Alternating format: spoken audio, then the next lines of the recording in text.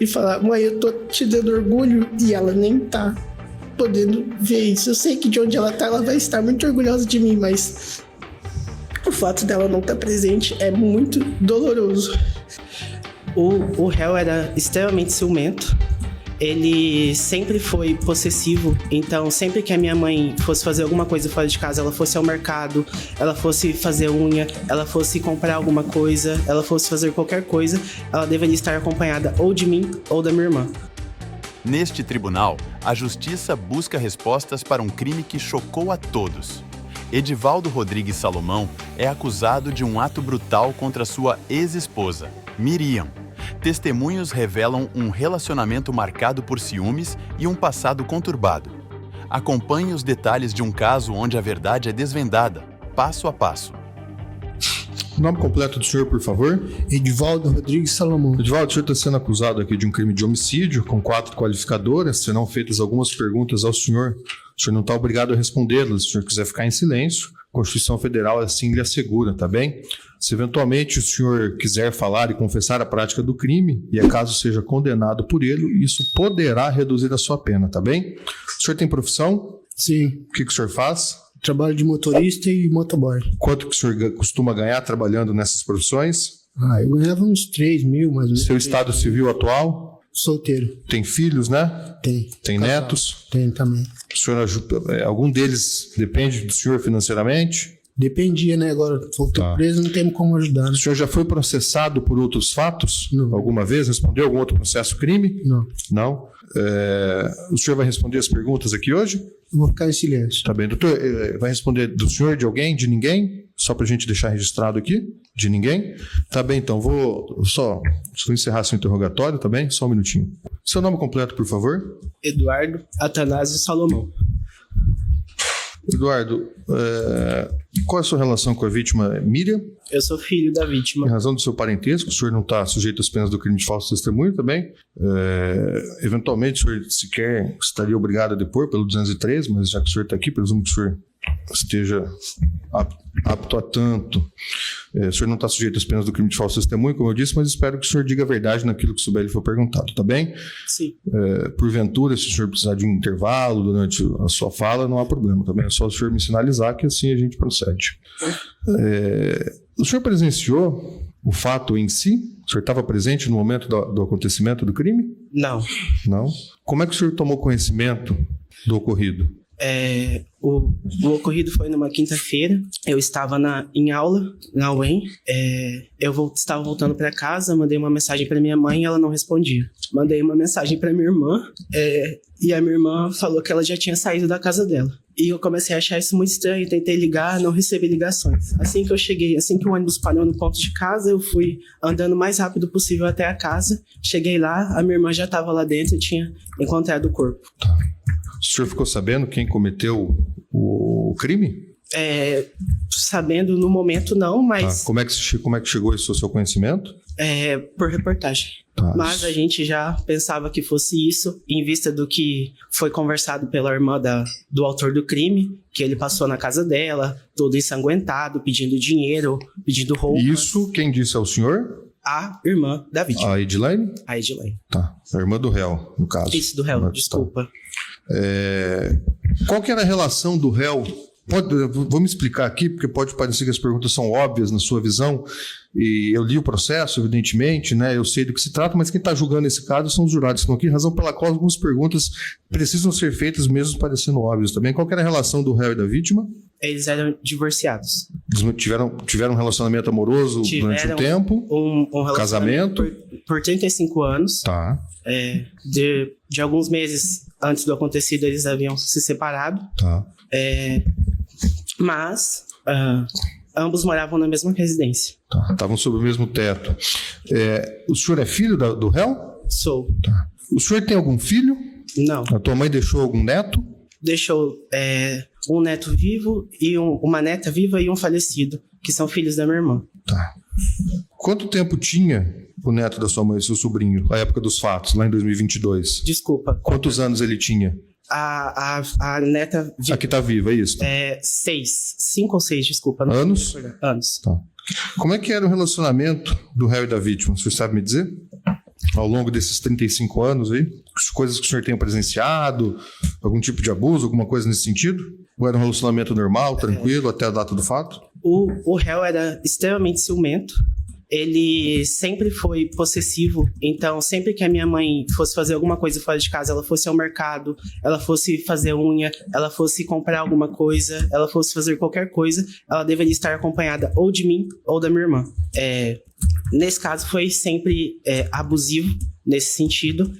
O réu sempre foi extremamente ciumento, tinha ciúmes da própria sombra. Minha mãe sempre foi íntegra, nunca deu motivo para nada disso, mas da parte dele havia esse ciúme, essa possessão. O senhor sabe me dizer no que culminou, qual foi o ato determinante para ele praticar esse crime? Não. O senhor ouviu dizer alguma coisa nesse sentido que possa ter justificado a ação dele, esse ímpeto? Não existe justificativo. Tá. O senhor chegou a conversar com ele depois dos fatos ou não? Eu visitei ele uma vez na prisão, porque, só para me justificar, né, não que isso seja necessário, mas eu sinto vontade. No ato, eu não perdi só a minha mãe, eu perdi meu pai e minha mãe. Eu era uma pessoa com 18 anos, fazendo faculdade, não tinha trabalho, não tinha um teto sequer. Então eu precisava visitar ele para que ele liberasse eu tentar vender a casa onde a gente morava para conseguir um teto, para conseguir me sustentar, para conseguir qualquer coisa do tipo. E nem isso foi possível no determinado tempo. Tá, ele chegou a comentar sobre o caso, alguma coisa? Deu alguma justificativa para você? Alguma coisa de relevante que ele tenha lhe dito que o senhor acha importante registrar hoje aqui? Para mim não, mas eu acho importante registrar o seguinte fato. Quando o réu chegou na casa da irmã dele, segundo as próprias palavras dela, ele disse a seguinte... Da Edilane. Da Edilane. Tá. Segundo as próprias palavras dela, ele disse a seguinte frase para ela: eu fiz o que já deveria ter feito há muito tempo. E quem estivesse na frente iria junto. Tá bem. Perguntas pelo Ministério Público? Sim. Obrigada, Excelência. Bom dia, Eduardo. Bom dia. Vou fazer algumas perguntas para esclarecer melhor essa situação. Tudo bem? Por favor. Então, você disse que a sua mãe estava casada com o Edivaldo já há 35 anos, né? Você se recorda, recordar não, mas você ficou sabendo com quantos anos sua mãe tinha quando ela casou com o Edivaldo? A minha mãe nunca se casou na igreja com ele, nem nada do tipo. Ela veio grávida do Mato Grosso do Sul, em torno de 17, 18 anos, pra cá, com ele, porque ele veio fugitivo de um crime de lá. E nisso, como ela estava grávida, os pais dela autorizaram, ela veio com ele pra tentar construir uma vida aqui. Ela estava grávida da minha irmã nesse período. Desculpa, eu já me perdi na contextualização da pergunta. Você pode repetir? Ela tinha, então, em torno de 17 anos, quando ela veio morar pra cá com o seu pai vindo do Mato Grosso, grávida da Alessandra. Exatamente. Os dois juntos. Sim. E eles permaneceram casados durante aproximadamente 35 anos. Você disse que eles estavam separados, né, mas morando na mesma casa. Você pode explicar melhor isso? Assim, como que era? Se a sua mãe teve um período, quando ela se separou, parece que ele ficou morando dentro do carro, ela ficou com dó, deixou ele morar ali. Como é que foi? Foi a seguinte situação. Após eles se separarem, ele decidiu que não queria mais morar com a gente. E ótimo, aí... Perfeito. Aí ele foi morar no carro, vivia no posto, tomava banho no posto, independente. Ele foi viver a vida dele enquanto a gente sustentava a casa, eu e minha mãe. Eu com a minha bolsa da faculdade e ela com o trabalho dela concursada. A partir de um determinado tempo, minha mãe adoeceu. Ela começou a ter depressão, ela tinha alguns outros problemas de saúde. E a mãe dela veio do Mato Grosso do Sul visitar a gente. Nessa visita, meu pai passou por lá e ele conversou com a minha avó, mãe da minha mãe. Nessa situação, ela pediu para que a minha mãe aceitasse ele de volta no teto. Minha mãe disse que não queria dar outra chance em um relacionamento, mas que eles poderiam viver sob o mesmo teto para que meu pai não vivesse em condições insalubres, visto que ela sempre amou ele por 35 anos. Então ela aceitou viver no mesmo teto que ele, porém, ele dormia num quarto, a minha mãe dormia no meu quarto, ela dormia na minha cama e eu dormia num colchão no chão. Eles não ficavam no mesmo ambiente, ele se recusava a comer a comida que ela cozinhava, dizendo que ela ia envenenar a comida dele, mas isso jamais aconteceria. Ele não comia comida dentro de casa, o que ele via dentro de casa era usar droga. Tá, então teu pai e tua mãe viviam ali a pedido da sua avó, tua mãe permitiu que ele voltasse, mas ela dormia com você. No dia quando ela faleceu, ela tinha passado por uma cirurgia? Sim, ela tinha passado recentemente por um cateterismo, ela tinha uma angioplastia marcada e ela teve uma remoção do útero. Uhum. Então, nesse período que antecedeu a morte dela, como que era a rotina da Miriam, tua mãe? Ela ficava na casa ou ela ficava na casa da Alessandra, sua irmã? Em circunstâncias da cirurgia, em momento algum ela ficava sozinha em casa, porque ela não podia fazer muito esforço, e porque a gente queria cuidar o máximo possível da saúde dela, visto que ela estava entrando num estágio de depressão, tinha passado por todas as cirurgias. Então, eu ia para a faculdade às 7 horas, ela ia para casa da minha irmã. Eu acompanhava ela até determinado ponto do caminho, a minha irmã ia buscar ela dentro de casa. Eu chegava da faculdade às 18, a minha irmã trazia ela para casa. Então, ela só chegava em casa quando eu já estava lá. Tá. No dia que ela faleceu, o que aconteceu nesse dia? Mudou a rotina? Como é que foi? Nesse dia em específico, a minha irmã pediu para eu voltar um pouco mais cedo da faculdade, porque a minha mãe queria voltar antes. Desculpa. Porque a minha mãe queria voltar um pouco antes para não incomodar, porque ela se sentia como se fosse um estorvo, visto que ela não podia limpar, não podia cozinhar, não podia fazer muita coisa, ela não podia se esforçar tanto devido à cirurgia. E eu não consegui sair muito mais cedo, porque tinha atividade da faculdade, enfim. Eu acabei saindo meio que no horário normal. E a minha mãe, por uma decisão dela, quis subir antes, para não incomodar, para não atrapalhar, para nada do tipo. Então ela chegou antes em casa e foi um dos únicos dias em que ela estava um dos únicos, não, acredito que o único dia em que ela estava sozinha. Foi o único dia que ela estava sozinha em casa, né? Tá. O Edivaldo, que é o réu, ele falava em matar sua mãe? Pra mim, não.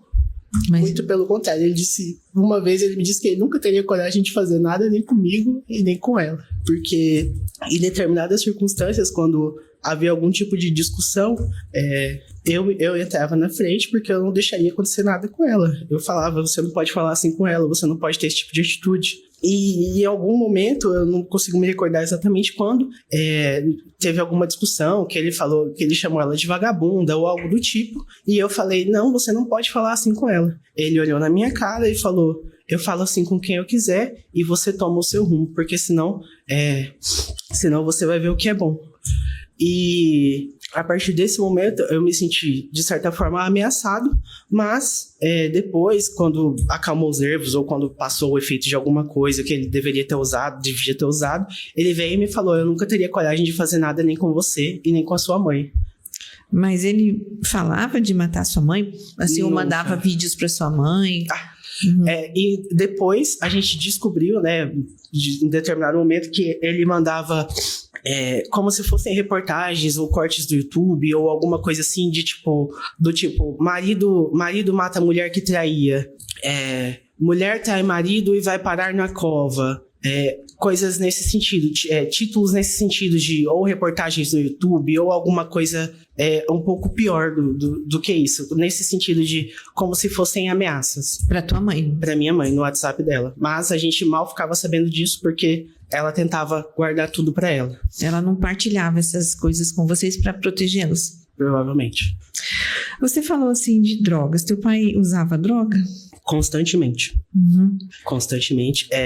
Ele tentava esconder isso da gente até determinado ponto da vida, mas depois da separação foi piorando.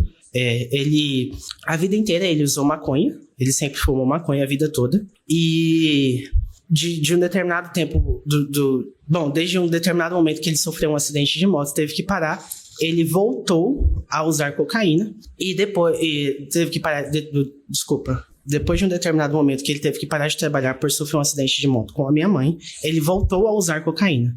Digo voltou porque saiu da própria boca dele que ele já usava anteriormente. Quando ele voltou a usar cocaína, foi só piorando as atitudes dele, porque ele era uma pessoa sã, ele tinha consciência, trabalhava tranquilamente, conversava tranquilamente, manuseava dinheiro, tudo normalmente, mas usava a cocaína, e depois da separação, começou a ser um uso diário. Tá. de usar até na minha frente. Dentro de casa e na sua frente. Dentro de casa, na minha frente. Eu nunca vou esquecer a cena que eu vi que, em um determinado momento, eu cheguei em casa da faculdade com a minha mãe, aí tinha uma sujeira branca no nariz dele, e eu falei, pai, o seu nariz está sujo. O que é isso? Ele passou o dedo no nariz, enfiou na boca e mandou eu cuidar da minha vida. Quando você falou da sua tia, né? Então, quando o Edivaldo ele cometeu o crime, ele fugiu e foi para casa da irmã dele, em Sarandi. Ele cometeu o crime, chegou na casa dela todo ensanguentado, disse a frase que eu disse a vocês agora há pouco, pediu roupas e dinheiro e continuou a fuga. Uhum. Ele chegou assim na fuga dele, ele tentou assim se esquivar de câmeras de segurança. Você ficou sabendo alguma coisa nesse sentido?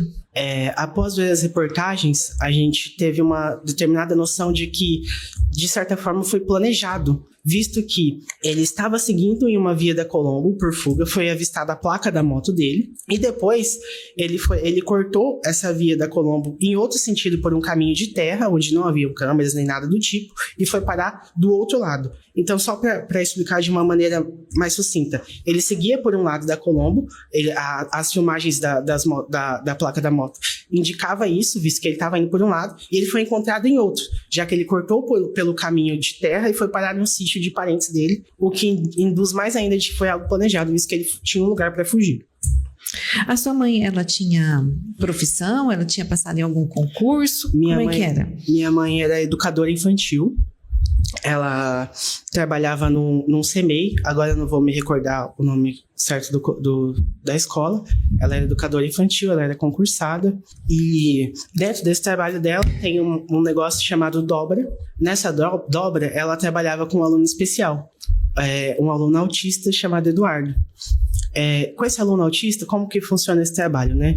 Ela é uma professora como se fosse particular do Eduardo, que é um aluno autista. Então, ela prepara as atividades, ela tem um contato maior com o pai do aluno, com os pais do aluno. No caso do Eduardo, era mais com o pai, porque o pai cuidava, frequentava mais o colégio. Então, ela trabalhava em especial com esse aluno Eduardo. Em um determinado momento, o Edivaldo, o réu, ele pegou o celular da minha mãe, viu que tinham conversas com o pai do Eduardo, que é o pai do aluno autista, o aluno especial dela, a ex-aluno especial dela, né? Mandou mensagens para o pai para o pai do Eduardo, ameaçando o pai dele, como se a minha mãe fosse a maior vagabunda do mundo que estivesse dando em cima do cara, mas ela só estava fazendo o trabalho dela, cuidando de um aluno especial. Uhum. Isso fez com que entrasse em processo o nome dela no concurso e ela quase perdesse o emprego. Tá. Então, tua mãe era professora concursada do município. Professora concursada do município. Uhum. A sua irmã Alessandra, que está aqui presente, ela não pode ser ouvida hoje, mas se você tem conhecimento, se ela tem receio do Edivaldo, tem medo de alguma coisa? Com certeza, não só ela, quanto eu. Mas uma pessoa que fez isso com a esposa dele, a ex-esposa dele, no caso, né? Mas uma mulher que cuidou dele por 35 anos, poderia fazer qualquer coisa com qualquer um. Eu já fui ameaçado por ele. Eu sinto medo de que ele saia, de que ele faça qualquer coisa, venha procurar a gente ou qualquer coisa do tipo. Isso é, de fato, algo que eu sinto muito medo. Mas, em especial, a minha irmã muito mais, porque ela é mulher, ela é mais frágil, ela tem uma filha de 7 anos, ela tem a Maria Valentina. A Maria Valentina é tudo pra gente. Imagina o que esse cara não pode fazer com qualquer pessoa, se ele não fez isso com a mulher que cuidou dele por 35 anos, uma mulher que só deu amor pra ele, que só deu fidelidade e carinho. Uma mulher que era honrosa, que cuidava de tudo e todos em volta dela. Uma mulher que eu tenho orgulho de estar aqui hoje pra falar sobre. Mais alguma coisa, Eduardo, que não foi perguntado? Quero falar sobre o que é viver sem a sua mãe. Porque, de fato, isso não é simples. De fato, quando aconteceu, a gente se sentiu assim, sem chão. Porque, como eu já disse, eu não perdi só a mãe. Não que isso seja pouco, mas eu perdi os dois. E eu me senti simplesmente desamparado. Mas o pior é que meu maior sonho era entregar para ela um diploma, era mostrar para ela que ela teria orgulho de mim. Porque ela teve a oportunidade de ir embora, mas ela disse que ela não iria porque ela ia estragar a minha vida. Ela só ia embora daqui quando eu terminasse a minha faculdade. Então, Imagina a dor que é você terminar sua faculdade e você tá se formando, que era algo que era o sonho dela de ver, e você tá lá, olhar pro lado e ela não tá lá contigo, ela não poder tá lá no momento mais legal, mais incrível da sua vida. É você sentir essa dor. Depois de eu ter me formado, eu defendi meu mestrado há 2-3 meses e foi a mesma dor. Foi o sentido de eu olhar e falar: mãe, eu tô te dando orgulho, e ela nem tá podendo ver isso. Eu sei que de onde ela tá, ela vai estar muito orgulhosa de mim, mas o fato dela não estar presente é muito doloroso.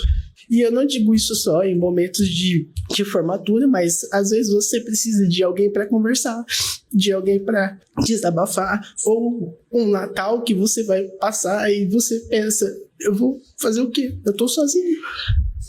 Eu tô aqui, só tenho, óbvio que tem a minha irmã e tal, mas esses determinados momentos em que você passa sem a sua mãe, sem seu pai, sem ninguém do seu lado para poder te dar um abraço, são bem, bem complexos.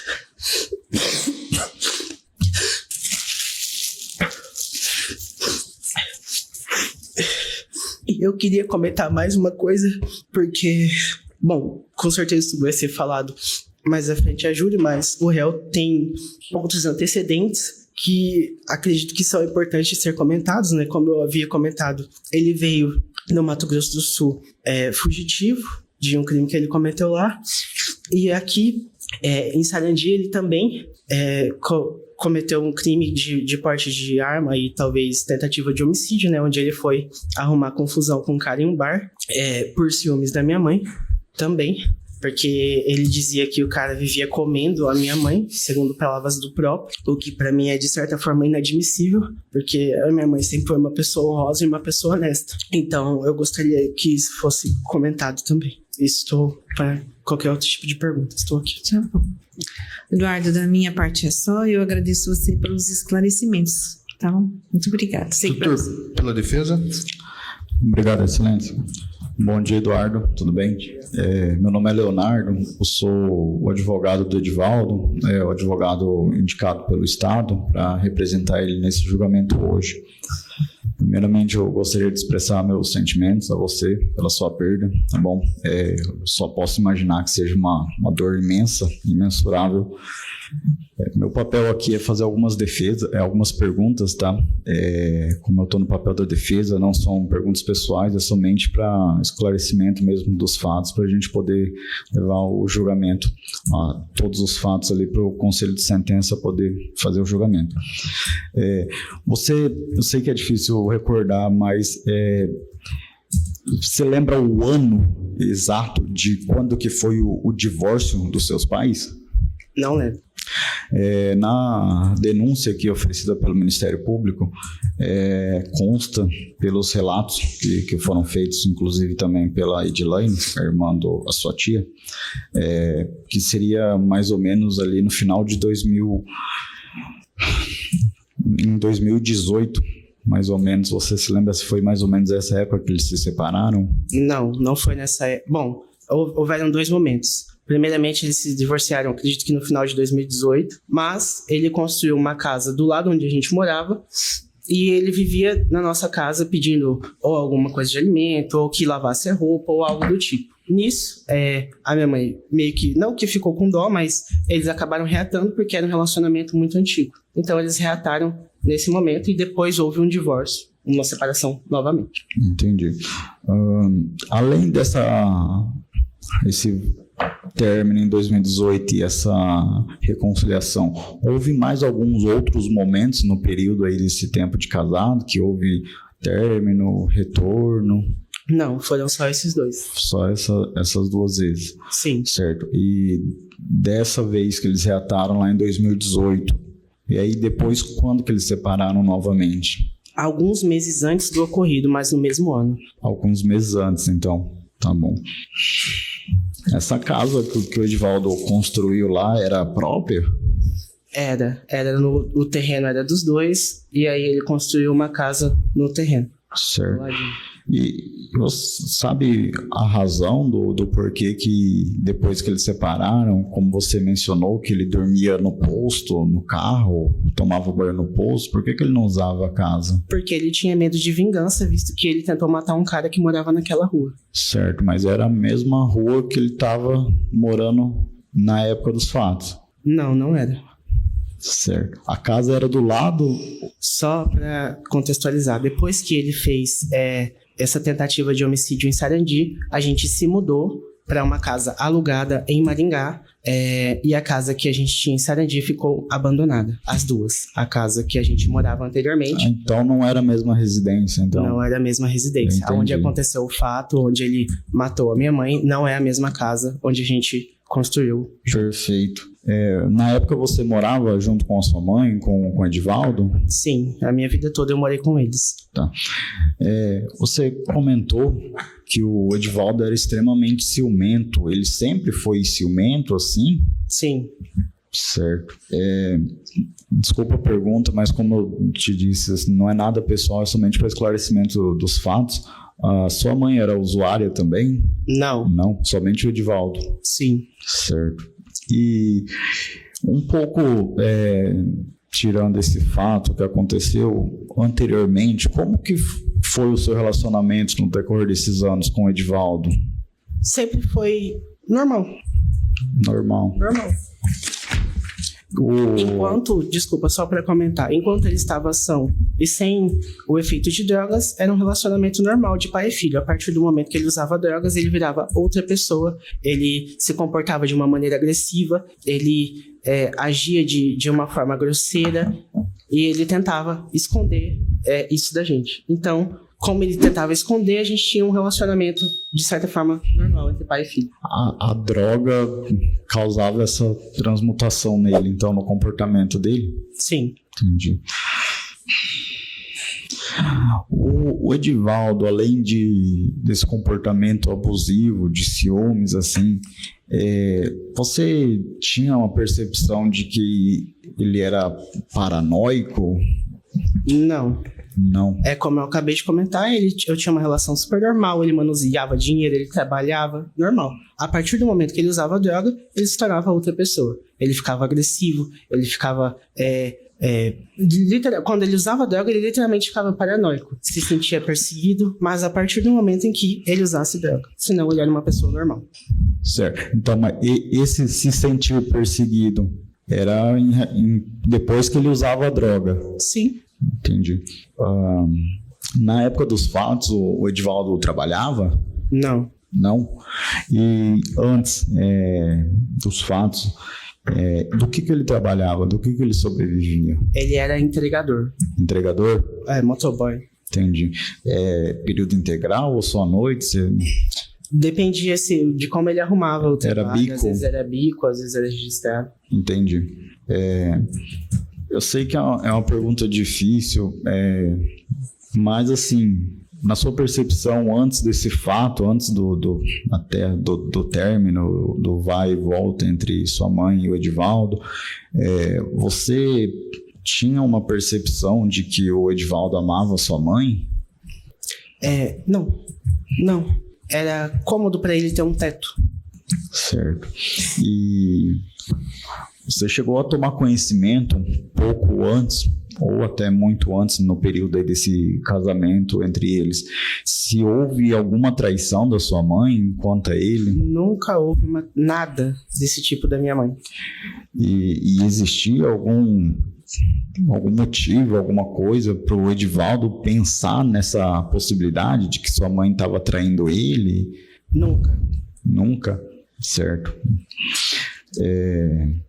Só para recordar uma questão, esse fato de Sarandi que você comentou, você lembra em que ano que foi? Não me recordo. Você não sabe se foi muito tempo antes? Acho que no ano anterior ao ocorrido. No ano anterior, mais ou menos? Entendi. Sua mãe, depois que divorciou do Edivaldo, ela chegou a ter algum outro relacionamento amoroso, assim? Não. Não? Não. Certo. Não tem mais perguntas, Excelência. Era isso mesmo. Obrigado. Jurado, tem alguma indagação? Pode encerrar a gravação. Doutores, posso dispensá-lo? Seu nome completo, por favor, Edilaine? Edilaine Rodrigues Salomão. Edilane, a senhora é parente, amigo ou inimiga do réu Edivaldo? Sua irmã. Em razão disso, a senhora não está sujeita às penas do crime de falso testemunho também, mas deve dizer a verdade naquilo que o Sibeli foi perguntado. A senhora presenciou o crime? Não. A senhora pode estranhar que eu vá fazer algumas perguntas que a senhora já respondeu na época da instrução, mas é porque quem vai julgar aqui o caso hoje são essas pessoas que compõem a nossa sociedade, que estão aqui ao nosso lado direito. Como é que a senhora tomou conhecimento do ocorrido? Do ocorrido Do crime? Do crime? É porque depois que ele, né, que aconteceu, ele foi na minha casa, né? O Edivaldo foi até a sua casa. Foi. O que ele falou para a senhora? Não, ele não me falou nada. Como é que ele estava, a aparência dele? Aparente, assim, ele tava nervoso, né? Tá. Ele já chegou com a moto, né, na frente da minha casa. Eu já tinha varrido lá na frente. Aí eu tinha fechado o primeiro portão e o segundo. Aí foi quando ele chegou. Aí ele chegou e me pediu uma troca de roupa, pega uma troca de roupa. Aí nisso eu falei pra ele assim, então espera que eu vou pegar, né? Porque como ele tava separado dela, não dormia dentro de casa mais, né? Então aí ele tomava banho comigo, comia comigo, tudo comigo lá na minha casa. Uhum. Então a roupa dele estava tudo comigo, na sua casa, tá? Tudo na minha casa. A roupa dele estava suja do quê? Por que ele quis trocar a roupa? A senhora sabe dizer? Porque ele tava de shorts, né? Uhum. Na hora. Era um shorts até dessa cor, assim. Um jeans, assim, um azul? Jeans, assim, Tá. Aí aqui, assim, eu vi uma poça, né? Aí eu me afastei dele com as roupas, né? Me afastei dele, eu falei pra assim, o que é isso no seu shorts? Aí ele falou pra mim, né? Falou pra mim assim, dá roupa logo, eu preciso trabalhar. Aí eu já vi que era alguma coisa estranha, né? Tá. Naquele shorts dele, né? Aí na hora eu já fiquei nervosa, aí ele me pediu dinheiro, eu falei pra ele que eu não tinha, né? Aí ele falou assim, você nunca tem dinheiro mesmo? Então tá bom, mas eu vou te amar até no inferno. Aí eu falei pra ele, aí eu peguei e questionei ele, negócio dos shorts, né? Tá. Falei assim, o que é isso nos seus shorts? Aí ele falou pra mim que ele tinha feito, né? Que ele tinha que ter feito há muito tempo. Mas aí eu já imaginei, né? Falei se ele fez alguma coisa de errado. Aí, A senhora imaginou o que poderia ter sido? eu imaginei, pelos shorts, né? Que eu vi que era sangue no shorts. Tá, a senhora imaginou né? quem ele poderia ter matado? Veio à sua cabeça? Veio. O nome da Miriam? Sim, eu pensei, porque ele tava assim, muito eufórico, assim, com aquele olho estralado, assim, sabe? Nervoso. Falei, se alguma coisa de errado deve ter feito. Porque ele não era desse jeito, ele não é assim. Tá. A senhora chegou a conversar com ele mesmo depois desse dia a respeito do ocorrido? Ele narrou para a senhora a razão pela qual ele fez isso? Não, ele sempre conversava assim comigo, né? Que negócio da separação e tal. Mas assim, em questão de falar assim o porquê, ele sempre foi muito ciumento, né? Tá. Com muito ciúme dela. Mas assim. Tinha alguma razão específica para esses ciúmes ou era coisa dele? Não, coisa dele mesmo. Assim? Sempre foi. Ele sempre foi ciumento. Sempre foi. Seu irmão tinha ou tem, que a senhora saiba, algum tipo de vício? Sim. O que ele tem? Tem vício, sempre usou maconha, né? E por fim, agora tava cheirando cocaína. Ele alguma vez procurou vocês para buscar ajuda, para se livrar disso? Não, pelo menos para nós irmãos, não. Como é que era o relacionamento do teu irmão com a vítima Miriam? Você sabe? Você frequentava a casa deles? Era um relacionamento normal? A exceção dessa questão dos ciúmes que a senhora narrou há pouco para nós, como é que era? Não, era ciúme assim, tipo, chegasse alguém, quem sempre morou no mesmo quintal, né? Toda a vida, assim, a gente sempre morou junto. Então, assim, era ciúme, assim, bobo dele, né? Tipo, mas assim, de brigar com ela, de bater. A senhora alguma vez viu algum tipo de agressão dele com ela, ameaça? Não. A senhora viu? Não, nunca viu? Não, nunca vi. Porque ele nunca foi disso, né? Você vê que não tem nada registrado. A senhora sabe me dizer quando que foi a separação deles? O ano? O ano foi quando ele foi morar comigo. Se eu não me engano, Mais foi ou 2019. 19? Que ele separou dela de casa, assim. Ele ainda, mesmo depois desse divórcio, dessa separação, ele mantinha algum tipo de contato com ela? De frequentar a casa? Até por conta da prole que eles tinham em comum? Não, ele teve contato com ela, assim, até que eu sei, né? Assim, de ter contato foi depois que ele construiu a casa do lado, que ele tinha uma data do lado, né? Do lado da casa?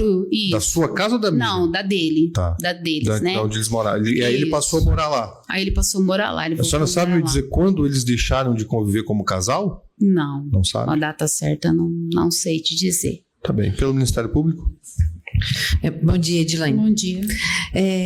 Você disse assim que quando viu aquela mancha, você já percebeu que era de sangue, alguma coisa assim? Eu imaginei que poderia ser, assim, na hora, assim, sabe? Porque tava, assim, meio querendo secar, sabe, assim? Uhum.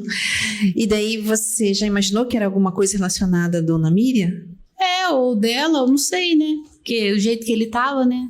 E você chegou a ligar pra alguém? Eu não liguei. O meu esposo, porque eu passei mal, né? Uhum. Na hora, assim, eu fiquei muito nervosa. Aí meu esposo ligou pra um dos meus irmãos, né? Ligou pro Elton, aí o Elton pegou e falou assim, não... A senhora não chegou a ligar pra Alessandra? Não, eu não liguei. Eu troquei mensagens com ela. Sim. Foi mensagens. Mensagem? Foi Aí em seguida a senhora já mandou mensagem pra Alessandra, que é filha da Miriam com o Edivaldo. Isso, Irmã do Eduardo. Isso. E a senhora perguntou alguma coisa pra ela? Eu mandei mensagem pra ela, perguntei, Lê, tudo bem? Tá tudo bem aí? Aí ela pegou e me respondeu, colocou, né, Di, tá tudo bem. Mas por quê, né? Tipo assim, né? Por que eu tava perguntando aquilo? Foi pra ela, porque seu pai veio aqui muito estranho. Né? Mas eu não tive coragem de falar pra ela da mancha dos shorts. Eu não tive coragem. Você perguntou da Miriam pra ela? Perguntei Já perguntou? pra ela. Eu perguntei pra ela se estava tudo bem. Aí eu escrevi pra ela. Falei assim, sua mãe tá com você? Aí foi quando ela me falou que a mãe dela tinha subido, já tinha mais de 30 minutos, 40 minutos, não sei. E elas tinham um trato assim, de quando a mãe dela chegasse, a mãe dela mandar mensagem, né? Aí ela já tinha mandado mensagem, a mãe dela não respondia, ela tinha ligado, a mãe dela não respondia. Aí foi quando o Júnior chegou, o esposo dela, aí ela foi lá. Até meu irmão chegou, eu acho que o Elton chegou junto com ela lá na hora. Lá onde tava o corpo, né? Lá na casa. Eles chegaram juntos. Então deixa eu entender a linha de raciocínio da senhora. A senhora viu que ele estava alterado, a mancha, que a senhora pensou que era de sangue. Sim. Aí a senhora mandou mensagem para Alessandra e já perguntou da Miriam. Tá bom. Da minha parte é só, muito obrigada. Pela defesa? Meu Deus. Bom dia, Edilane. Um dia. Edilane, me conta um pouco mais, como que era o Edivaldo? Olha, ele, como irmã, pra mim, ele sempre foi um ótimo irmão. Como filho também, né? A gente não tem, porque quando eu tinha 3 anos e pouco, meu pai faleceu, né? Meu pai faleceu, então tanto ele quanto o meu outro irmão mais velho, o Edmar, ele se responsabilizou porque ficou 2 de menor, que foi eu e o meu irmão Elton, né? Ficou nós 2 de menor, minha mãe nunca trabalhou fora. E meu outro irmão, assumiu a minha mãe, que já é falecida, com 2 crianças pequenas, que sou eu e o Elton, né? Meu outro irmão. Então, assim, ele assumiu, ele foi trabalhar, né? Então, assim, tudo que eu sou hoje, eu devo a ele também, né? Ele nunca foi um homem ruim. Você vê que não tem nenhum BO, que os filhos estão aqui, eles estão para dizer que ele nunca foi. Ele era ciumento, toda a vida foi ciumento, mas assim, agressivo nunca foi. Agressivo não. Ele é uma pessoa, assim, muito boa. Ele era trabalhador? Sim, trabalhador. O meu irmão não tinha sábado, domingo, nem feriado, nem Natal, Ano Novo, nada. Sempre foi para a família dele. Sempre foi pela família dele. Sempre, sempre. Na época dos fatos, ele estava trabalhando? Tava. Meu irmão sempre trabalhou em 2, 3 serviços. Você lembra com o que ele trabalhava? Por último, ele estava como na marmita. O que saía de entrega, ele ia como entregador, né? Entendi. Referente ao período aí de relacionamento do seu irmão com a Miriam, foram 35 anos de casado? É isso, mais ou menos? Acho que foi 31 anos, mais ou menos. Não sei certo, assim. Tem a idade mais ou menos da Alessandra, eu acredito. E durante esse período, você chegou a conviver com eles enquanto casal? Sim, Tinha a gente bastante sempre morou. Contato? Sim, a gente sempre morou no mesmo quintal. E o seu sei a ler, a escrever é por ela, pela Miriam, porque ela me ensinou a ler, escrever. Nós como família, a gente sofre pelos 2 lados, entendeu? E como que era assim? Você referiu que ele sempre foi ciumento em relação a Miriam. Tirando essa parte desses ciúmes, como que era o relacionamento deles? Não, era bom. Aparentemente, assim, pra gente que sempre vivi junto, era bom, sim. Você se recorda qual foi o fator que levou a eles se separarem? Da primeira vez, você fala? Isso. Da primeira vez, eu lembro que ele foi, né, morar comigo, assim, tudo, mas eu não lembro certo. Eu não sei se eles começaram a brigar, como que foi. Eu sei que ele pediu pra ficar lá comigo e eu arrumei o quartinho lá do fundo pra ele, lá na edícula, e ele foi ficar comigo. Isso foi em 2018? 2018, eu acho, 2019, eu não lembro Nessa certo. época, mais ou Mas menos. ele ficou 4 meses comigo. 4 meses. Uhum. E depois ele foi pra onde? Depois ele fez uma viagem junto com o Juarez e uns outros amigos. Se eu não me recordo, foi para Dourados que eles foram, né? Depois ele voltou e eu não queria que ele fosse morar lá, numa das casas do Juarez, né? Aí ele foi, depois aí ele construiu lá do lado da casa dele, que eu também não era a favor dele construir lá, porque eu sempre falava para ele, deixa ela, né? Deixa ela viver a vida dela, vai viver a sua. Sempre dei esse conselho para ele. Antes dele morar nessa casa ao lado, ele morou em uma casa do Juarez. Morou. Quanto tempo, mais ou menos, você se recorda? Não me recordo certo, mas ele morou. Na época dos fatos, então, ele morava nessa casa ao lado. Ou ele morava junto Não, com ele já estava morando ali na onde aconteceu. Ele estava morando lá junto com a Miriam. Isso. Ele morou um tempo dentro do carro, depois voltou para dentro da casa de novo. E mesmo eles estando dividindo assim a casa, o quintal, eles não eram mais marido e mulher, eles eram separados. Eu acredito que sim. Tá. Pelo menos o que ele me falava é. Então, ali em 2018, 2019, eles separaram, ele ficou 4 meses com você, Foi. viajou para o Mato Grosso, Sim. voltou, morou nessa casa de aluguel. Isso. Depois ele morou em Sarandi. Isso, aí ele construiu do lado da casa que eles já tinham. Aí eles vieram para Maringá juntos. Isso. Tá. E... certo. Ele sempre foi ciumento assim, então? Sim. Mas ele chegava a ser... além desse ciúme excessivo, você tinha percepção de que ele, um pouco antes dos fatos acontecerem, que ele estava paranoico? Assim, porque ele tomava uma medicação, né? Umas medicações lá ele tomava para depressão, para tipo bipolaridade, né?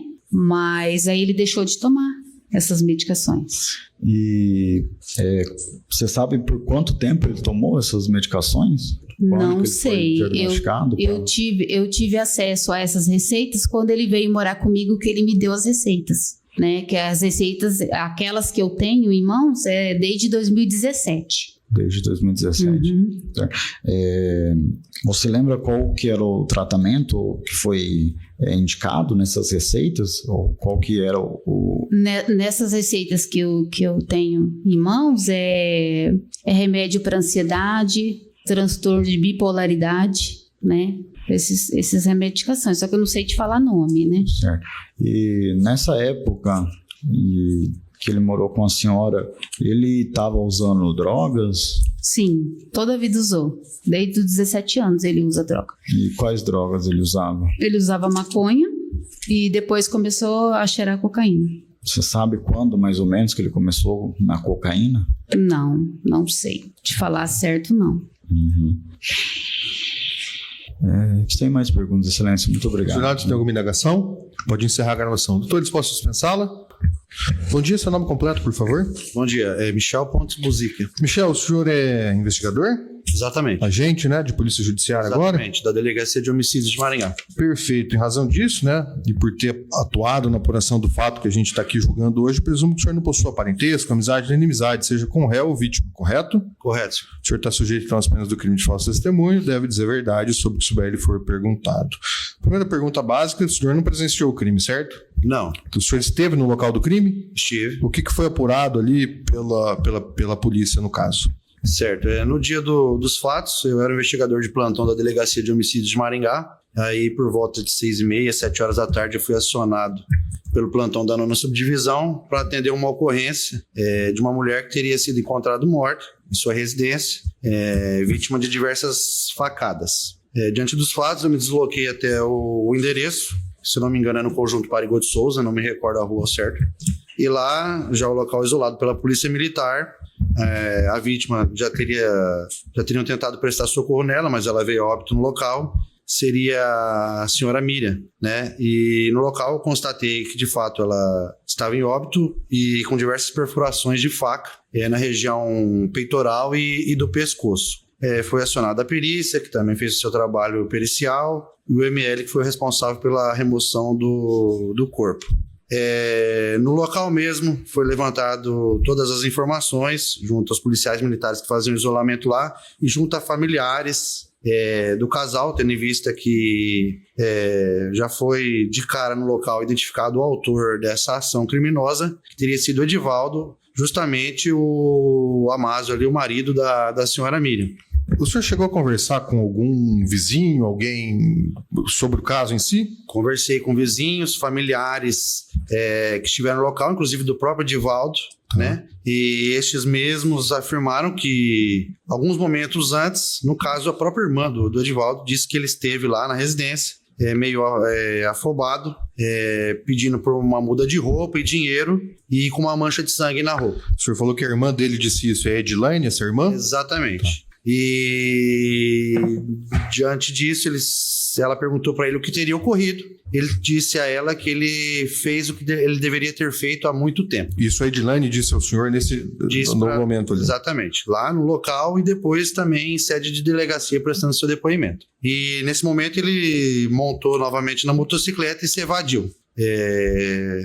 Diante dessas informações, nós começamos a realizar buscas pelo Edivaldo, já não havendo mais dúvida quanto à autoria do crime e que ele se tratava de um crime de feminicídio. Pelas informações que levantamos também, que os dois já vinham tendo problemas no relacionamento já há alguns anos e que por vezes o Edivaldo às vezes dormia até fora de casa, na garagem, dentro do veículo.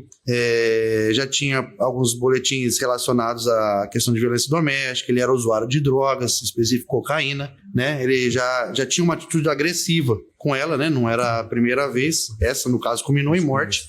E então, diante de todas essas informações, diante de não haver mais dúvida quanto à autoria do crime de feminicídio, que teria sido seu próprio companheiro, começamos a diligenciar atrás do Edivaldo, que encontrava-se foragido já naquele momento. Nós e os policiais militares.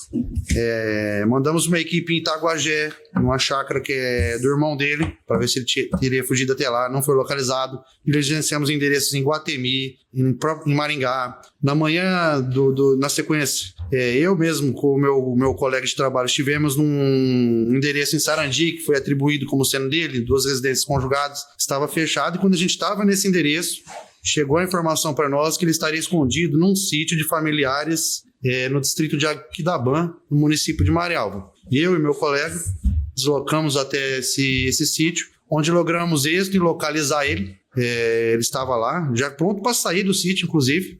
Estava com a faca utilizada no crime, e aí demos voz de prisão para ele em flagrante. Ele confessou ser o autor do crime, foi conduzido até a delegacia, onde foi autuado em flagrante delito. Ele comentou a razão pela qual ele teria praticado essa ação? A motivação, segundo ele, seria por ciúmes, que ele desconfiava que a companheira dele vinha atraindo ele, um outro indivíduo e tal, mas fatos esses que não foram confirmados. Nenhuma testemunha relatou algo nesse sentido à época da investigação? Que eu me recordo, não. Tá.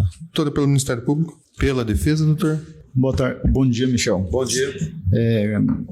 Quando você chegou para tomar as primeiras impressões ali, já chegou ao conhecimento seu ou do seu parceiro de investigação sobre como que era o relacionamento das partes? Sim, foi relatado ali, inclusive por familiares que chegaram no local logo após terem a notícia da morte da dona Miriam, né? Relataram que eles já vinham tendo problemas no relacionamento, desentendimentos, né? E que por vezes o Edivaldo era uma pessoa agressiva, fazia uso excessivo de drogas. Enfim, era nesse sentido a informação que nós tínhamos. E foi referido que droga que o Edivaldo usava? Cocaína. Cocaína, certo.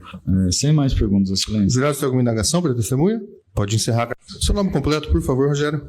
Rogério Sartori. O senhor é agente de Polícia Judiciária? Agente de Polícia Judiciária. Perfeito. Em razão disso, e por ter atuado na apuração dos fatos que a gente julga aqui hoje, presumo que o senhor não possua parentesco, amizade nem inimizade, seja com o réu ou com vítima, correto? Correto. Perfeito. O senhor está sujeito à transparência do crime de falso testemunho. O senhor esteve no local do crime? Não. O senhor presenciou o crime? Não. O senhor atuou nas investigações? Quem atuou nas investigações foi o investigador, o agente Michel. Perfeito. Qual que é a sua participação nisso aqui? O Michel fez todo o levantamento local do crime, inclusive identificando o provável autor.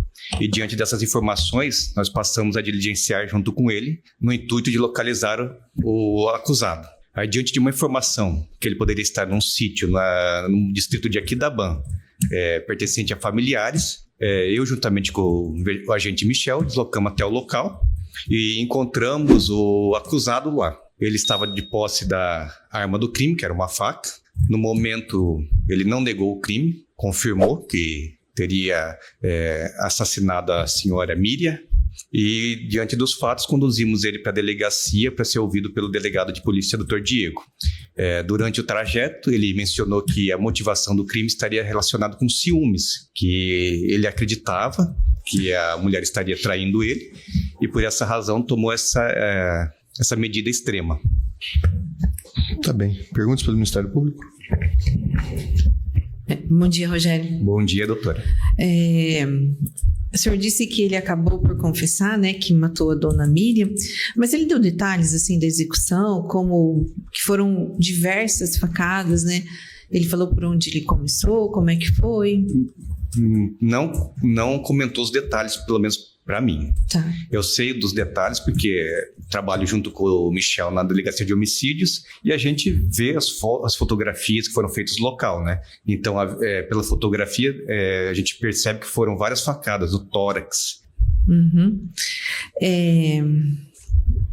O senhor sabe se no local ali do crime foi encontrado droga também ou algo que pareça droga? Não sei informar. Tá. Da minha parte é só. Muito obrigada. Pela defesa? Bom dia, Rogério. Tudo bem? Bom dia, doutor. Rogério, no momento que vocês foram até esse sítio em Aquidabã, quando vocês localizaram o Edivaldo, como que foi o momento da prisão dele? Ele ofereceu alguma resistência?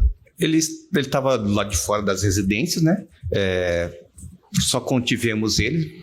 Ele estava um pouco exaltado, acredito até pelo uso de substância entorpecente. Aí tivemos que algemar ele porque ele estava um pouquinho exaltado. Pupila dilatada, acelerado, esse tipo de exaltação? Ele estava exaltado. Você se recorda de ter sentido hedor etílico? Não. Ele disse que era usuário de cocaína, né? Cocaína. Entendi. Sem mais perguntas, Excelência. O jurado sem alguma indagação? Pode encerrar a gravação. Doutores, posso dispensá-lo? Obrigado. Edivaldo, o nome completo do senhor, por favor? Juarez Silveira. Perdão. O senhor é parente, amigo ou inimigo do Edivaldo? Amigo, parente não. Tá. O senhor prestou um depoimento anterior nesse processo, certo? Aham. O senhor relatou algumas coisas, como estaria sendo ameaçado e tudo mais, né? Isso. Razão pela qual o senhor aqui não está sujeito às penas do crime de falso testemunho, mas deve dizer a verdade sobre o que ele for perguntado, tá bem? Tá bom. Como que o senhor conheceu o Edivaldo, seu Juarez? Conheci ele no Mato Grosso, primeiramente. Depois ele trabalhou comigo um tempo. O que vocês faziam no trabalho? Eu tenho um comércio de autopeça. Tá. Ele era funcionário do senhor? Ele era funcionário. E como é que ele era como funcionário? Como funcionário não tem nada a reclamar. Algum atrito pessoal com ele enquanto nessa relação de trabalho? Não. Não? Não. E depois que ele deixou de trabalhar com o senhor? Depois que ele deixou de trabalhar comigo, ele continuou trabalhando com uma ex-esposa e depois eu não tive mais contato. Tá. O senhor tem alguma implicação com ele? Algum fato relevante que o senhor queira narrar, que o senhor já tenha narrado nesse processo? Ele acusou o senhor de alguma coisa? Ele me acusou que eu estava saindo com a esposa dele, mas nunca na minha vida. O senhor teve algum tipo de envolvimento com a vítima? Nunca, jamais. E sabe me dizer a razão pela qual ele acusou o senhor disso? Então, não sei a razão. Não tenho nem ideia por que ele estava falando isso. Quantas vezes ele insistiu nessa versão de que o senhor teria tido um caso com a vítima Miriam?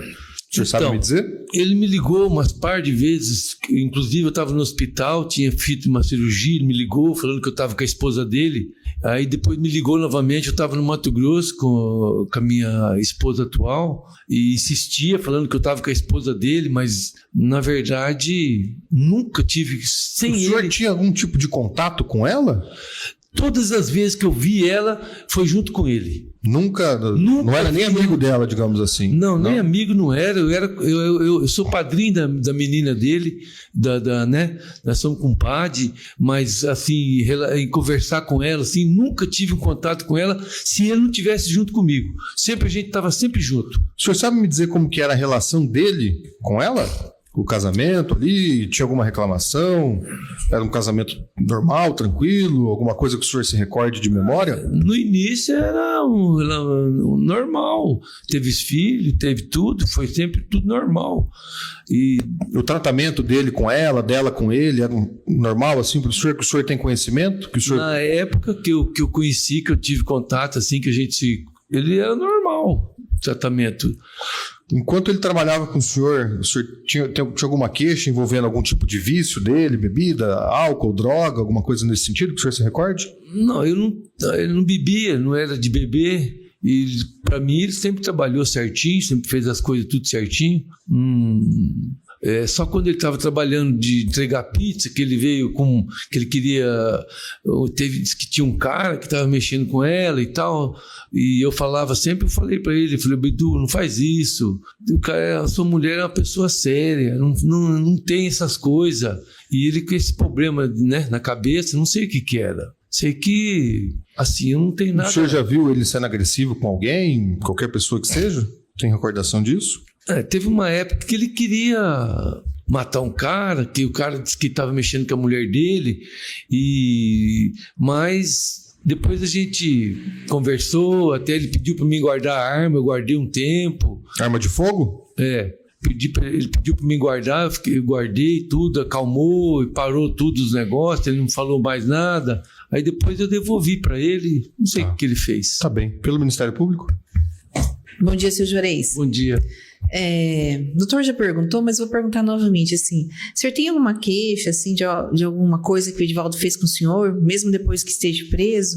Então, depois que ele foi preso, ele andou ameaçando, assim, mandou uma pessoa ir lá para me matar, disse que eu mexi com a mulher dele, e eu encontrei essa pessoa, a pessoa me relatou tudo certinho, detalhe, aonde que ele ia me encontrar, que horário, que eu estava sozinho.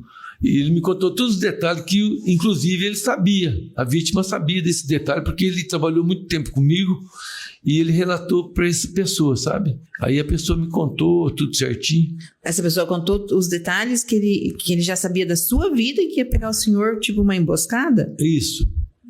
Para te matar? Ele disse que era para me matar. Ele queria dar um carro, um carro que, inclusive, eu ajudei ele a comprar esse carro. Ajudei, assim, não financeiramente, porque ele sempre foi uma pessoa certa, sempre pagou todas as dívidas, nunca ficou devendo nada para ninguém. Mas esse carro, ele ofereceu para a pessoa ir lá para me matar. Mas depois já tivemos uma audiência, ele falou que não... Aí resolveu. Que não era nada disso e tal. Tá. Seu Juarez, e lá no Mato Grosso, o senhor falou dessa questão da arma, mas essa questão da arma foi em Sarandi. Foi aqui em Sarandi. Sarandi. Lá no Mato Grosso também teve algum problema de violência? Que eu fiquei sabendo, ele teve uma pessoa que quis bater nele lá, ele pegou uma faca e correu atrás da pessoa, né? E esfaqueou a pessoa e tal. Sim. Que eu sei só isso. E essa pessoa morreu? Não. Aí ele veio para o Paraná, fugido desse... Paraná. Ele respondeu lá esse crime, Respondeu, acho que respondeu, foi lá, respondeu, tudo certinho. Tá certo. Aí de lá do Mato Grosso foi para o Sarandi. De lá do Mato Grosso ele veio para cá, casado, e ele estava procurando emprego e ele começou a trabalhar comigo. Tá certo então, seu Juarez. Tá bom. Da minha parte é só, muito obrigada. Nada. Bom dia, Juarez. Pela defesa? Juarez, tudo bem? Tudo bem. Por quanto tempo o Edivaldo trabalhou para você? O Edivaldo trabalhou uns 15 anos. Uns 15 anos. E nesse período aí você relatou que não tem queixas a ele quanto funcionário, né? Não, quanto funcionário não. Sempre foi um bom funcionário. Perto da época dos fatos aqui, de outubro de 2022, onde começou a haver essa desconfiança do Juarez referente à Miriam, você tinha alguma percepção de que o Edivaldo estava fora do juízo normal dele? Eu encontrei poucas vezes assim com ele. Eu vi um dia, eu encontrei com ele na padaria, eu vi que ele estava parece que ele estava meio, sei lá, esquisito, meio bravo comigo, até não entendi a razão, né? E ele sempre ameaçava, assim, me ligava anteriormente, mas eu nunca acreditei que ele tivesse essa coragem de fazer essas coisas, porque até então a gente era bastante amigo e ele sempre me ajudou, também sempre ajudei ele da maneira que eu podia e nunca imaginei que ele pudesse fazer alguma coisa assim, né?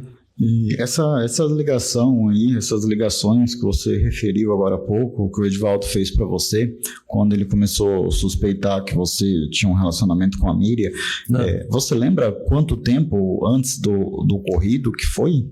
Antes do ocorrido, eu acho que um ano assim, antes ele já começou uns 6 meses, um ano, ele começou já me ameaçar, falando que a coisa não era assim, que com ele era diferente e tal. Mas essas ameaças eram advindas por telefone. Mas desse fato que ele alegava que você tinha um caso com a Miriam. Isso. Não era relacionado a outra questão. Não, que eu tive um caso que ele ligava para mim, falava que eu estava online, que a Miriam também estava online e que a gente estava conversando junto, até o dia que eu estava no hospital, que eu tinha feito a cirurgia, ele me ligou falando que eu estava com a esposa dele, eu demorei um pouco para atender, que é a minha coluna, que eu tinha operado a coluna, e ele falou para mim que você está demorando porque você estava com a minha esposa, né? Tá no motel, tá não sei aonde. Até eu falei, Bidu, você tá doido, rapaz, tô no hospital, mandei uma foto para ele da cirurgia, que eu estava no hospital. Nesse período anterior ao crime, você chegou a estar no Mato Grosso algum tempo? Ou você sempre esteve aqui em Maringá? Não, eu conheci no Mato Grosso, mas ele... Não, antes dos fatos aqui... Não, foi Maringá, só Maringá. Quando ele começou com essas acusações, você chegou a estar algum período lá no Mato Grosso? No Mato Grosso? Não. Não? Não. Tá. Você falou ali agora há pouco sobre um problema na cabeça do Edivaldo. Você poderia explicar um pouco melhor por que você achava isso? Porque ele estava com uma expressão assim uma expressão, sei lá, parece que ele estava bravo, estava comigo assim, eu até não entendi, a gente sempre foi, né, muito ligado, a gente sempre estava junto e então não entendi direito o que acontecia. E esse episódio aí da arma de fogo que você referiu agora, que você chegou a guardar uma arma de fogo dele, você lembra quando que foi? Foi uns 2 anos antes do acontecido. 2 anos antes do acontecido. Mais ou menos, Entendi. E você chegou a tomar conhecimento que ele estava usando cocaína? Olha, eu desconfiava, mas eu falo a verdade, nunca eu vi ele usando. Não tinha certeza. Eu não tinha certeza, mas eu desconfiava. Certo. E referente a essa possível ameaça que houve depois aí, você chegou a registrar o boletim de ocorrência? Então, quando ele me ameaçava, ele falava e tal, mas eu não acreditava que ele ia fazer alguma coisa assim comigo, nada, porque diante da nossa amizade, né? Mas depois que eu fiquei sabendo do acontecido, no mesmo dia eu já fui na delegacia e falei com o delegado. No dia que você foi lá na delegacia, né? Isso, ele não estava preso ainda. Certo. Só isso, Juarez, muito obrigado. Sem mais perguntas. Juarez, que cidade que foi esse acontecido do Mato Grosso? Essa questão das facadas, o senhor se recorda?